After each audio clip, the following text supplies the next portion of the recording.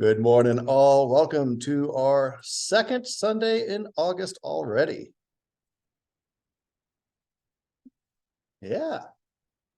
So we are continuing our travels through the age of the patriarchs, going through the whole Bible story. We're at the end of the book of Genesis, Genesis chapter 50. We ended last week with the birth of Moses' father, Amram, to Levi's son, Kohath, about the age of 71 or so. And that was about 1597 BC on ballparking, which means that Joseph was still alive when both of Moses' parents were born. It also means Moses' parents were born free. They were not born into slavery. So this whole thing about 400 years in slavery, no, not true. They were not enslaved for nearly that long. Brother Clay.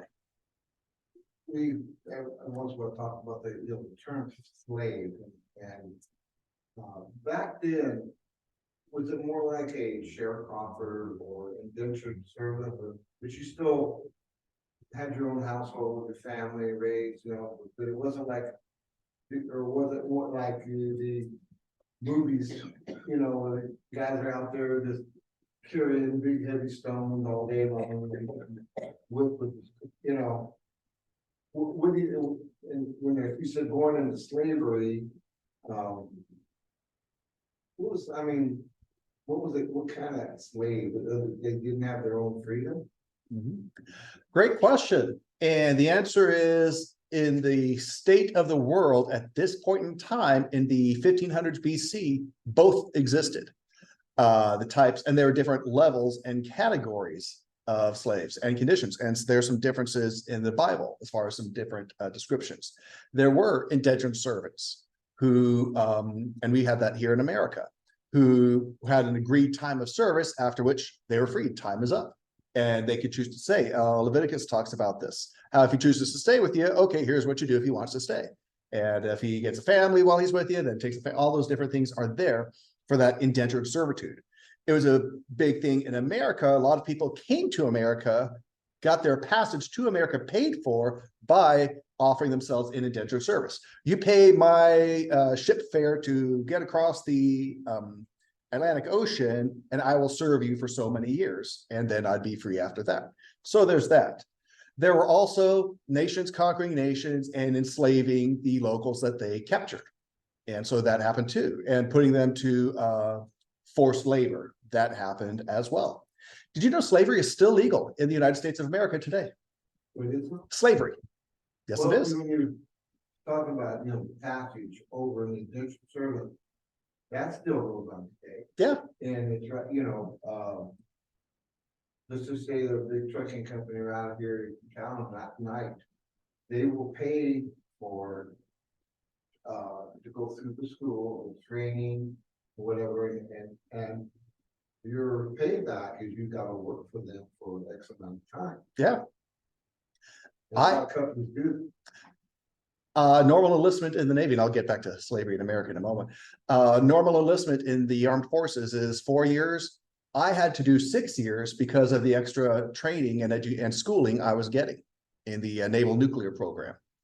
And so, yeah, so I had to do 6 instead of the normal 4, which makes sense because a couple of years of it was all school anyway. So, but back to the slavery thing. Yes, forced labor is legal in America under the amendments to the Constitution for prisoners. Yep. So there is still that caveat there. So there's that. But unfortunately, in this time and place in the world, all kinds of slavery were going on. Was a brutal world then, as it is still in some places today. But as far as when the Lord's people are enslaved, it was not as light as an indentured servitude kind of thing. Okay, you serve for me a certain time, and then you're free to go, or you're on the clock and then you're off the clock. Because in America, there were slaves who bought their own freedom with the money they earned off the clock. And they also bought each other's freedom with the money they earned off the clock. And so those things are facts, those happened. And so we see these various things. For our purposes here in the scriptures, for the Lord's people in Egypt, when slavery was inflicted, and we'll get to that, it was with the intention of squashing these people who were becoming a threat to Egypt in the eyes of those in power. And so it was very much a hostile, antagonistic move on the part of Egypt to enslave the Israelites. It was not fun, but it was not 400 years either.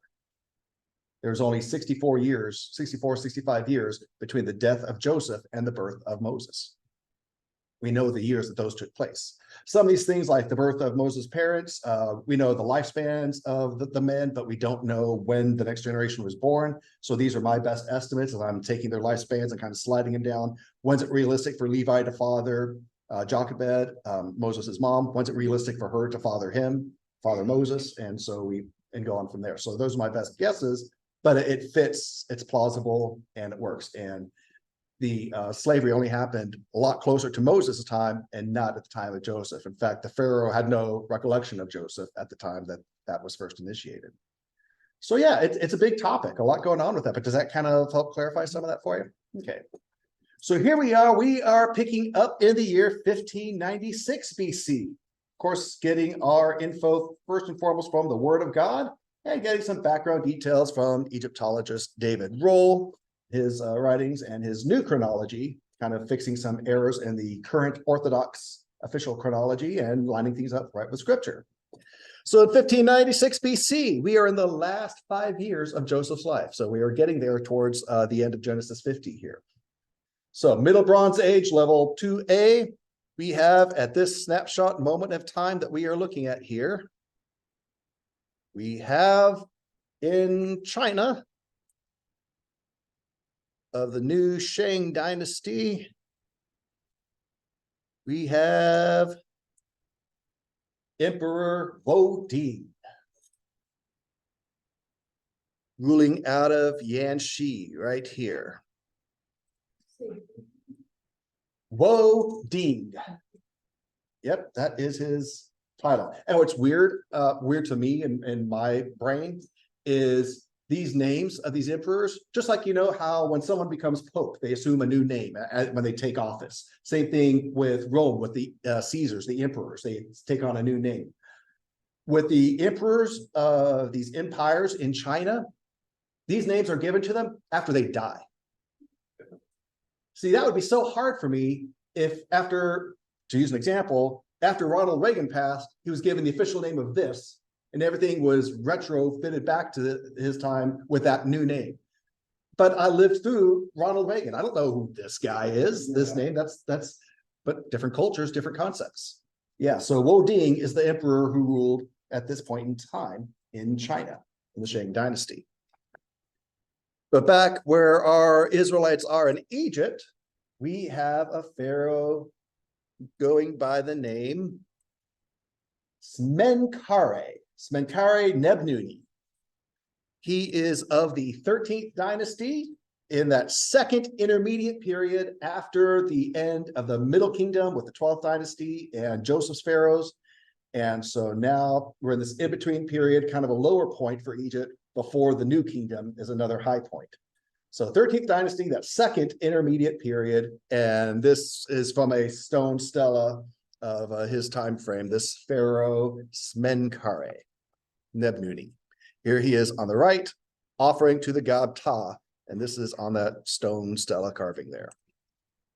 So that's this guy. Over in the Bible lands of, let's say, Assyria, we've got king of that city-state named Naram-Sin. Notice here, these next 4 kings we're going to mention, their titles all end with Sin, which is the moon god of the area. So I thought it interesting that all these different places, they're worshiping the same god here, the moon god. So here's Naram-Sin ruling in Assyria. Here he is being presented to the god Ashur. Over in Isin, a little further south, we've got Semenkare. 149, there we go. Semenkare or Semenkare, city-state of Isin here. That's the Sumerian king list. That's one of our oldest copies of it, showing who these rulers were of these different places. And further south in Larsa, we have King Waradsin.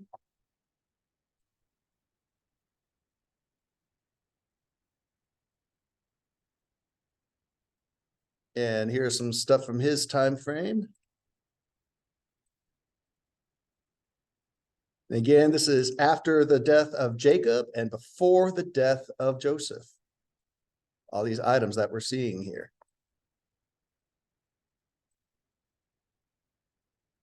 And that brings us over to Babylon in their early days.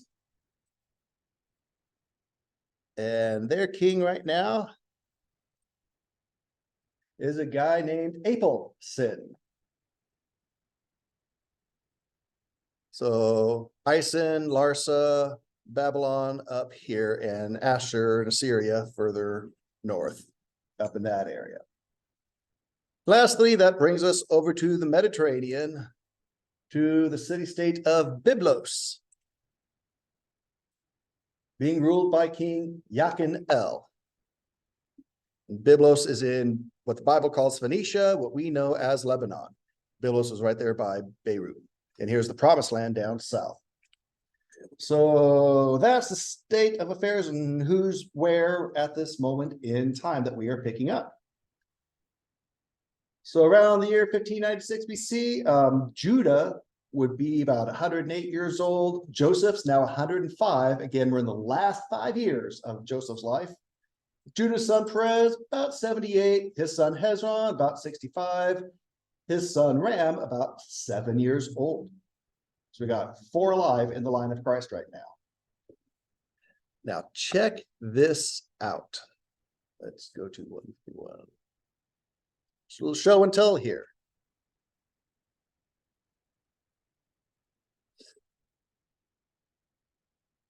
What you are about to see here is a signet ring.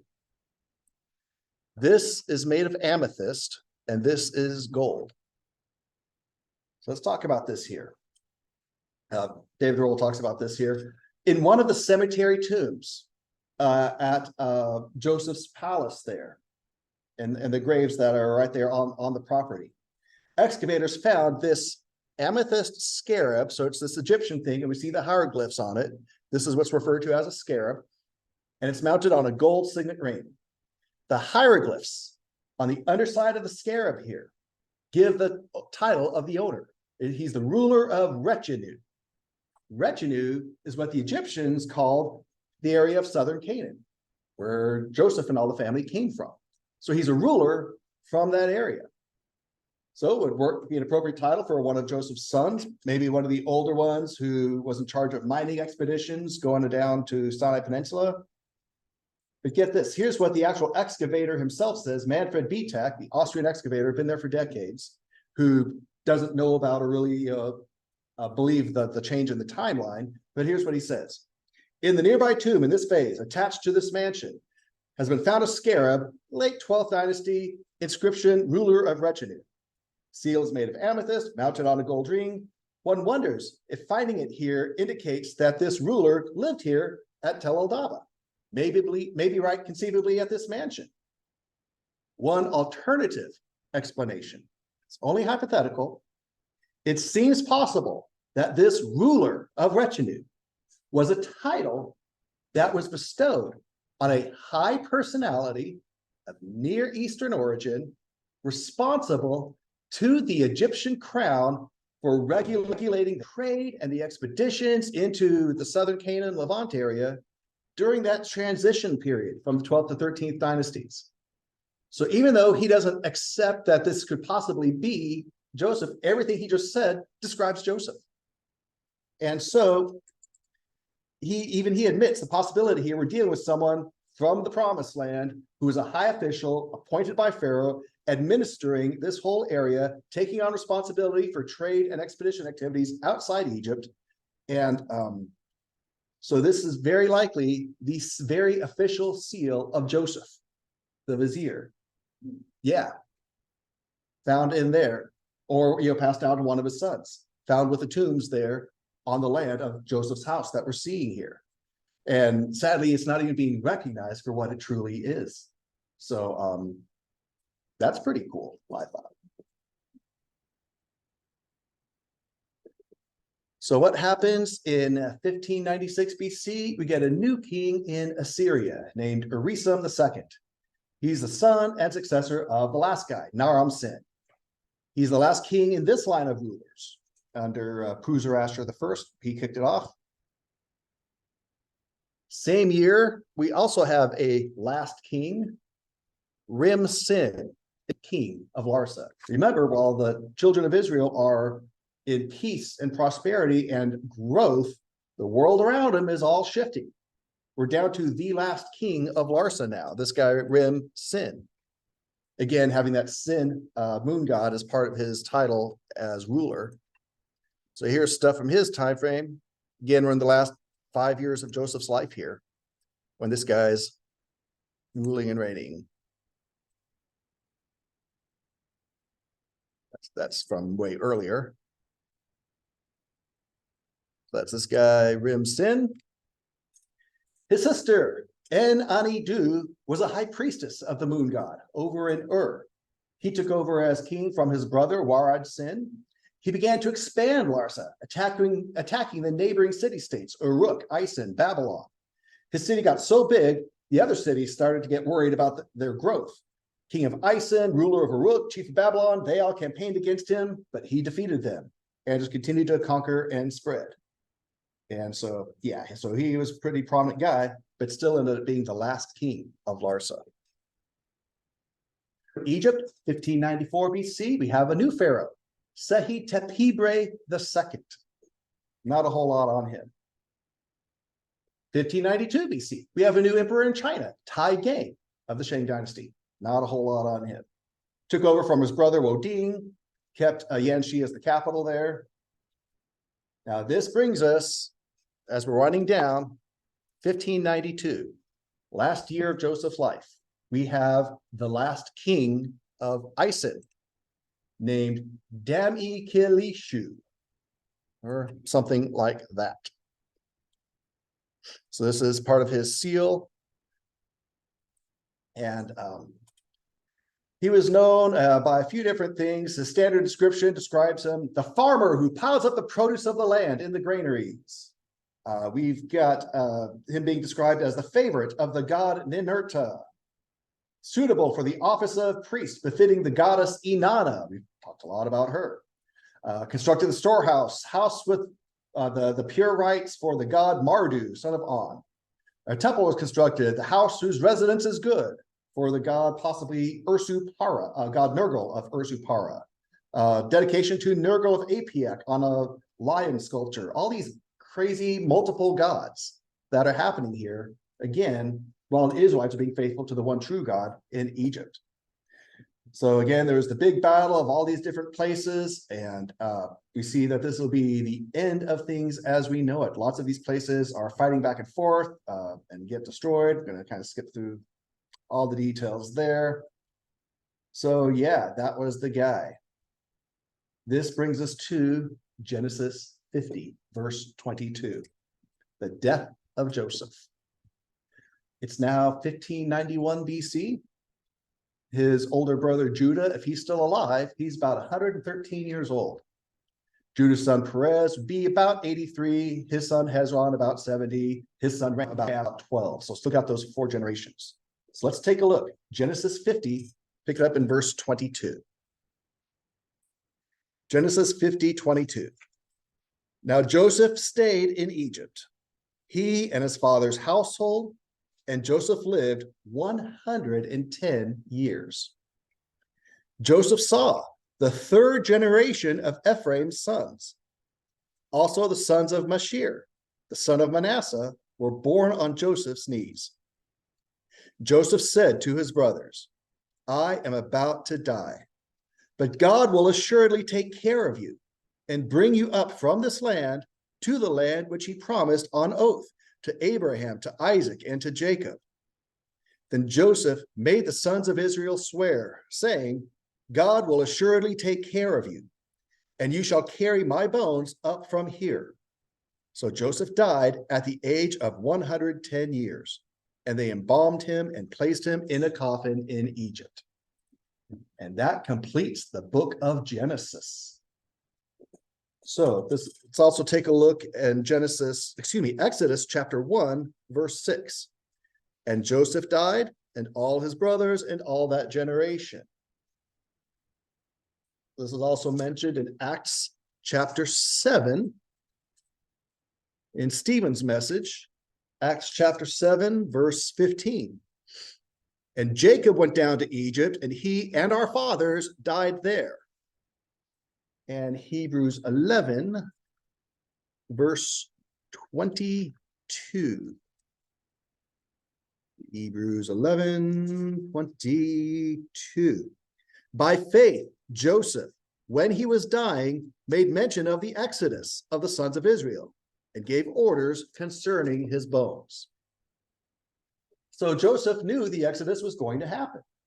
Joseph knew, even though things were great for his people right now, that they weren't going to stay there, that the promised land was still the land promised to them.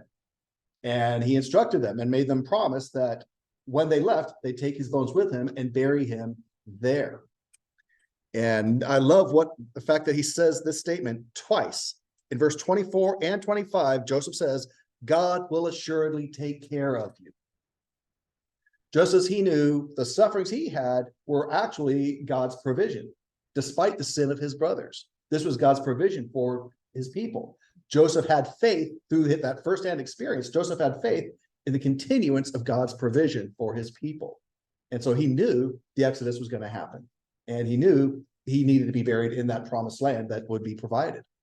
So before we go further, any reactions or thoughts to the changing world around them, these last verses of Genesis? Any questions or reactions on those things? All righty. Fun time.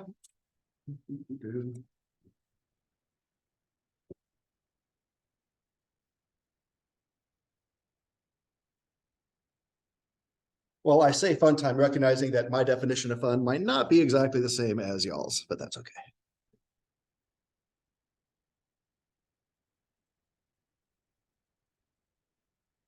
Here is a very short continuation of a look at the land of this palace here in Goshen, in Tel Aldaba. We want to pick it up right about here. And this is from the Patterns of Evidence movie on the Exodus. That's a good starting place. It's all coincidence. Now, one of these 12 graves was very special because it was a pyramid tomb. This in itself is extraordinary because only pharaohs and queens had pyramid tombs at this time. Yet the person buried in this tomb was not a king. Even so, he was honored with a king's burial.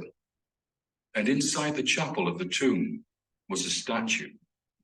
What we know from the statue is that this man had red hair. He had pale yellow skin, which is how Egyptians depict northerners. He had a throw stick across his shoulder, a unique symbol of office made for this Asiatic official living in the land of Goshen. And on the back of his shoulder, we see the faintest remains of paint, colored stripes from a multicolored coat. And that matches exactly with the story of Joseph in the Bible. The multicolored coat as a gift, which shows that he was the favorite of the father. And it almost becomes his insignia, this coat. It's the thing we remember about him most of all. Do you know of any other statues of a Semite of this kind in Egypt? There is nothing else like this in the whole of Egyptian history. Really? Nothing at all. David Rowe is not the only one to see a connection with Joseph at Avaris. Mahoney went to see Professor Charles Ayling, an Egyptologist who has also investigated the events of the Exodus and its connection to Egypt. Would it be unusual for a tomb to have a statue? No, it's unusual to have one this large. This would be probably twice the size of a normal human being. What does that tell you when the statue's larger? That it's a very important person. Now, of course, this is not a pharaoh's tomb or palace, but the man who lived there, you can identify his nationality by looking at the fragments of the statue. Three things: the hairstyle he has, which we often call the mushroom hairstyle, and then secondly, the weapon he carries over his shoulder called a throw stick, which we would associate with like an Australian boomerang, and then the coloration of the skin. The skin is yellow.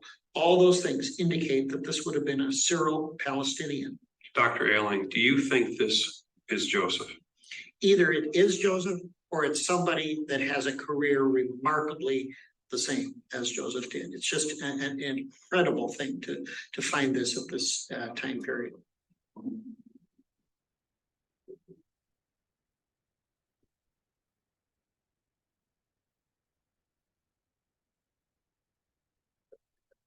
That off there, that off there. So any reactions to the video? Thoughts, comments, questions? Interesting. So here are some thoughts on this. I'm going to share on this. So eventually, after a prolonged, fruitful life, Joseph is placed in the tomb, long since prepared for him, within the garden he had so much enjoyed during his retirement. Joseph laid to rest among his brethren at the very heart of the Israelite settlement. The garden tomb had already been surrounded by the graves of his elder brothers before the patriarch was interred there. So here's what would have happened. The entrance doors to the bedroom and dressing room of the vizier were sealed, the hall converted into a shrine to the great leader of the Israelites. And this honoring of Joseph, a mortuary cult, if you will, was maintained throughout the ensuing difficult years of the sojourn, their time in Egypt, until eventually it was time for the Israelites to leave Egypt under the guidance of their next charismatic leader, Moses. So the elegant palace unearthed by these Austrian excavators here at Tel El Dava in Avaris in the Goshen was originally erected as the residence for the vizier Joseph in, again, the regional capital of Avaris, which was the headquarters of the government administration known as the Department of the North. The land was divided into 3 sections, and that's where Joseph reigned from. So what else we got here on the death and burial of Joseph? Here it is. Here's the actual excavation. This is an excavation photo of the domed chamber of the pyramid tomb. The tomb chapels in the upper left corner here. So under here is where Joseph was buried, and there's the chapel that was in front of it. In fact, here's another angle. Here's the empty burial chamber of Joseph's tomb. Fragments of his funerary statue are lying here in the chapel. Those are here. The original entry tunnel from the chapel made by the Israelites to remove Joseph's coffin, represented by the dark patch here on the far wall. So when it was time to go, they dug into this and dug out Joseph's coffin, and brought Joseph out, and we see that right here. And what's that? They brought it to the Promised Land where Joseph was buried. Oh, okay. You're talking about. I thought you were talking about. They were excavating. Oh no, it wasn't there. It was gone. Which is interesting because grave diggers don't take bones. They take jewels and treasures and things. Yeah. So here's kind of a description of what we're seeing here. This was all discovered in the spring of 1987. Manfred Vitek, the Austrian leading this, his excavation team began to uncover a very large tomb in the southern part of the palace garden. The foundations of the superstructure measured 39 feet by 23 feet. Because of Joseph's prestige, his high status within the Egyptian hierarchy, it's likely his tomb was an impressive edifice, sure. This tomb is the largest sepulcher so far found here at Avaris. Certainly the most substantial tomb in the garden compound here. Unfortunately, as we see, most of the superstructure had been stripped away in antiquity, in old times. We'll get to a theory on what happened there. Even so, the Austrian archaeologists determined from these foundations and comparing with other structures that were better preserved, The tomb was once surmounted by that elegant, steep-sided pyramid. Again, what we might expect for a much respected vizier of Egypt, the Blackland. So now let's go a little further inside. This surprised me when I came across this. Unfortunately, the monument itself no longer exists. It's been removed by the archaeologists in order to expose the earlier layer or stratum beneath the structure, which there was a workman's village that was there before the Israelites came. I never knew this, but check this out. Archaeology, by its very nature, is a process of destruction. You have to destroy what's here to get to what's underneath it. It didn't really occur to me before. So that we see that are so marvelous, they're not there because they had to be destroyed to get to what was underneath that. Ugh. And so the only way we know about it is as they're doing it, they take detailed reports, plans, photographs, and publish it. Problem is, a lot of the intentions to publish never get followed through on for various reasons. So lots of discoveries are sitting in shoe boxes and in decaying notebooks that haven't been made known to the public in all over the world with these things. But the good news is with this guy, he was very detailed, very thorough in his documenting and photographing. And so we do know a lot about here. So what do we know? Two elements inside the pyramid. There's the burial chamber and the mortuary chapel. The mud brick chapel was attached to the east side of the pyramid superstructure. The chapel was about 11 feet square. It's the only grave in the palace complex that has a chapel, marking it out for special attention. So clearly the owner of the tomb, very important to the community. The size of the tomb and its position, it's one of the earliest major monuments here at the site. The tomb belonged to the man who'd founded the palace and now the settlement. So let's take a look at the burial chamber here. Without knowing it, Bitak and his team unearthed the Egyptian tomb of Joseph, from which Moses later pulled his ancestor out in order to take his remains to the promised land. So here we are, spring season of 87. Bitak is clearing out the infill, the access tunnel leading from the burial chamber. And as he does so, he comes across all these lumps of white limestone.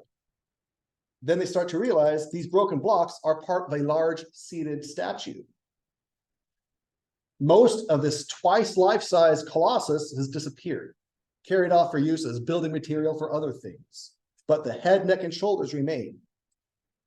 The statue clearly belongs to the owner of the tomb, must have stood in the chapel, focus of the offerings and prayers made by his descendants. If this is the tomb of Joseph, then these few rather pathetic blocks represent what was left of the statue of Joseph. There's the head. To me, it looks like something out of Mario Brothers, but Yeah. yeah, that too. And we'll get to what happened to this a little later on, closer to the Exodus. In the Bible, the story of the Hebrews, of course, goes back before Joseph, but being referred to as Israelites, that really starts here at Goshen, at Avaris, when the nation gets forged through this bondage that later happens. So Egypt is truly the ancestral home of the Israelites. Of course, through Abraham, they go back to the promised land. So 17-year-old boy Joseph was brought here against his will, but through his remarkable abilities, won the trust and respect of one of the great Middle Kingdom pharaohs. That simple Hebrew shepherd boy was made number 2 vizier of all of Egypt.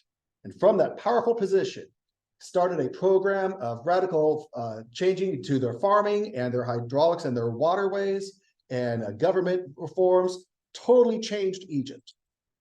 And for his services, he was honored with a statue of kingly proportions. What other man in Egypt's history, other than pharaohs themselves, was held in such high esteem by the people that a huge statue was made for him in his lifetime. Permission from Pharaoh for such a monument is even more astonishing when one considers the man was not a native Egyptian. The story of Joseph, the discovery of the statue, Middle Kingdom official, it all comes together right here in this garden palace at Avaris. Now, the actual excavator, he's found it hard to accept that this would be done for a non-royal person, that it was unthinkable at this time, but he didn't know about the new timeline yet and everything falling into place that this would be Joseph. It would be unthinkable for a commoner to get such honor from an Egyptian state at the peak of its power, unless you happen to be Joseph, the savior of Egypt. So that's really the only explanation. So thanks to computer studies, we're able to recreate statue here. So what's it like to go into this place? As your eyes gradually adjust to the darkness, first thing you see, these gleaming white inlaid eyes, statue staring serenely eastward out to the promised land. So as the shadows become less penetrating, you make out Joseph's gently smiling countenance. Sculptor captured him in the prime of life, upright seated posture, full of dignity and assuredness, chief minister of Egypt.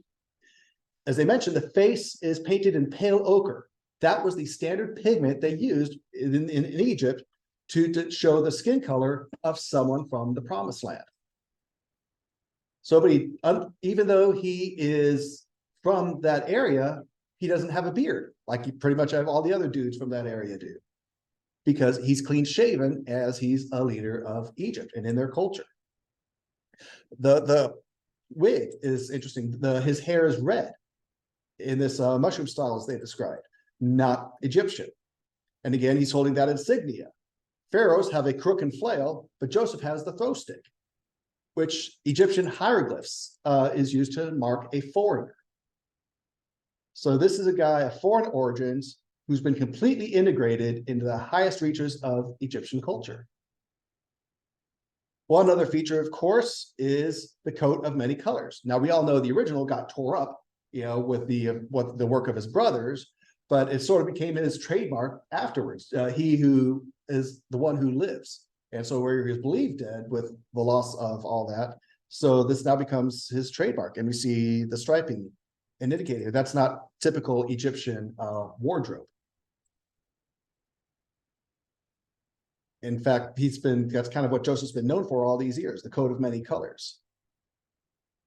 So just like we discovered that Troy was real and the labyrinth of King Minos was real, even though mythology's taken it different directions, we also know, of course, we already knew through faith that the scripture was real, and here is evidence backing exactly what the scripture tells us. So here we are, pyramid tomb, original burial place of Joseph before his body was removed by Moses. The shattered limestone head and shoulders found in the tomb were, of course, the upper part of the statue, awarded to him probably by Amenemhat III for his services. Then the new building is begun, and we're actually going to take a moment and pause here. That's a good stopping place. We'll pick up next week with the final results of Joseph's tomb and burial here, and the transition that means now for the Lord's people in Egypt, with Joseph no longer there. So pausing here and looking at that, any reactions, questions, or thoughts on the end of the book of Genesis and the passing and burial of Joseph? Probably isn't really spiritually significant, but I was just reading about a signet ring, and I have read about. I knew the name of what a signet ring was, what it was for. Never knew what it looked like though.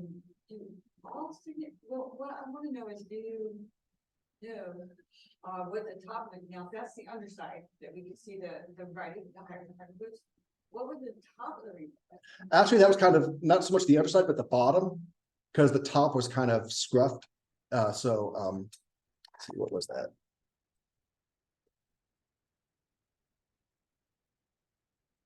Yeah, see, that's the more the bottom side, because the top is kind of broken off, but that was the main part of the ring. And what rulers would often do is when documents were being sent, they'd be folded up and sealed with wax, and then they would take their signet ring and stamp it to show, hey, this is coming from me, this is my symbol. And that would be the mark of authority and authentication, showing this is legitimate and it's from this important person. So yeah, great question. So that's the top of the box. That is the top. This is the main, and that's what would be used to again to authenticate things. And this says the ruler from, you see that the top here is kind of broken off. And so here's the bottom. This is most of it right here. It's this whole symbol here. I think my problem is I can't fix this wearing. Ah, oh, that might twist around and you slide the finger through there. Yeah. Yeah, I don't have a scale here either to see how big that is, but yeah, there's enough room for the finger to go through there. Then you probably turn that and put that towards the document you are marking. So yeah, so that shows that's a ruler from the promised land here in Egypt. The mark of his authority while he was conducting things on here, and yeah, this is Roberta. I was thinking, when was the monument of the statue built? While he was still alive, actually. Yeah. And Interesting that the code would have been more, is that something the brothers shared? I mean, for Egypt to have built this monument with either his dad, his brothers, that would make it such significance that it would actually be a part of this monument. So who would have like relayed that significance? Because Joseph, I think, was done bragging. we definitely see, brothers, right. you know. We definitely, that's a great question and great point. We definitely see Joseph's humility in all this, especially when he says, hey, don't fuss with each other when you go back home to bring my dad, and dad's dead now. Don't worry. I'm not in God's place. God was doing something special here. It's not about me. God was just doing something here. So, but remember when Pharaoh heard all the story, met Jacob and all that stuff, then it's shown earlier in Genesis, but when Pharaoh Amenemhet III gets the whole story, he gives Joseph that Egyptian name. Zataneth-Paneah. Joseph, he who is called the one who lives. Because Jacob received the torn up, bloodied coat of many colors, indicating death. The reality is Joseph was alive. So now it's been a switcheroo. So he knew the story. Yeah. Oh yeah. So Pharaoh knew the story. Absolutely. Now, I don't know how much of the truth came out about what the brothers did. Maybe they just left it at, okay, we thought Joseph was lost to the animals, but poof, here he is alive. Yay, hooray. I don't know if the brothers ever confessed to Jacob or the truth became known. We certainly have it from scripture. So we're not given, that's not spelled out, could very well be. But what a mark of redemption, what was death became life. And Joseph was given the name. He's the one who lives. And in fact, we have in secular Egyptian records, this vizier who lasted from the end of the 12th right into the 13th dynasty where we are now, this vizier named Aneah, the one who lives. That clearly that's Joseph, and had even more power at this time than the pharaohs, who were a lot weaker, as we see. And his sons will continue that. Manasseh is going to be the next vizier after his passing. So yeah, it wasn't Joseph drawing attention to himself. It was definitely through the Lord, his position being elevated, his contribution being recognized, and what was death is now a celebration of life. There's pretty much nothing Egyptian about any of this other than the pyramid, which is amazing that this even exists in Egypt. And like David Roll said, nowhere, no time, anything else like this in all of Egyptian history. This is one of a kind. Yeah. So again, Joseph coming to Egypt, game changer for the people of the Bible, game changer for the world. And we'll see what happens after this with continuation of the Lord's people building up and Egyptian society taking a back seat and starting to feel a little threatened and insecure, and where they go from here. So we'll pause there and pick this up next week. Go ahead, stop our share.